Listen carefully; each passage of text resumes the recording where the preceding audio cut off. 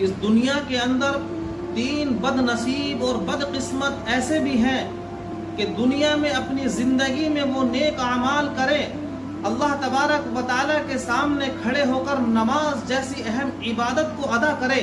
اللہ تعالیٰ ان کے کسی بھی عمل کو قبول نہیں فرماتے ہیں۔ حضرت جابر بن عبداللہ رضی اللہ تعالیٰ عنہ کی روایت ہے جس میں رسول اللہ صلی اللہ علیہ وسلم نے ارشاد فرمایا، ثلاثۃ لا تقبل لهم صلاۃ ولا يصعد لهم الى اللہ حسنا، کہ تین بد نصیب اور بد قسمت لوگ ایسے ہیں کہ اگر وہ نماز پڑھتے ہیں تو نماز قبول نہیں ہوتی ہے، اللہ کے سامنے کسی طرح کا کوئی نیک عمل کرے اللہ تعالیٰ کے یہاں ان کا وہ نیک عمل نہیں پہنچتا ہے۔ فرمایا السکران حتی یسکر، کہ وہ شرابی جو شراب کے نشے میں مست ہوتا ہے، جب تک شراب کا نشہ اس کے اوپر طاری ہوتا ہے تب تک اس کا کوئی بھی نیک عمل قبول نہیں کیا جاتا۔ مثلا شراب کے نشے میں شراب کے نشے کی حالت میں اگر وہ صدقہ خیرات کر رہا ہے، اس کا وہ نیک عمل رائے گا ہے، اس کا وہ نیک عمل فرشتے اللہ کی بارگاہ میں لے کر حاضر نہیں ہوتے ہیں۔ ہاں، اگر شراب کے نشے سے افاقے کے بعد،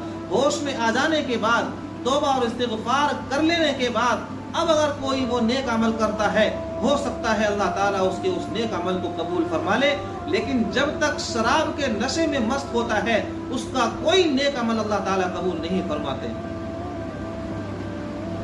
دوسری وہ بد نصیب اور بد قسمت عورت ہے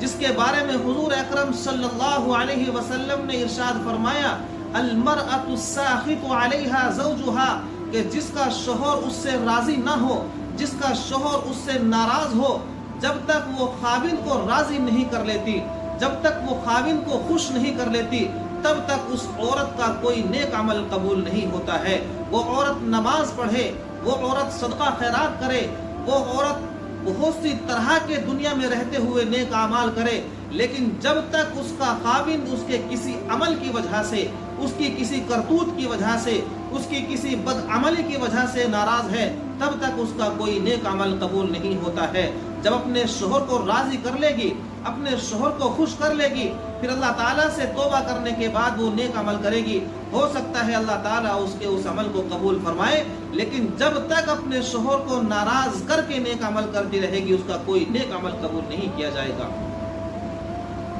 تیسرا بد نصیب اور بد قسمت جس کے بارے میں حضور اکرم صلی اللہ علیہ وسلم نے فرمایا، العبد العابق حتی یرجع، کہ وہ بد نصیب اور بد قسمت غلام جو اپنے مالک کو چھوڑ کر بھاگ جائے، اپنے مالک کے ساتھ میں غداری کرے اور چھوڑ کر راہ فرار اختیار کر لے، جب تک لوٹ کر آنے کے بعد اپنے مالک کے ہاتھ میں ہاتھ نہیں دے دیتا،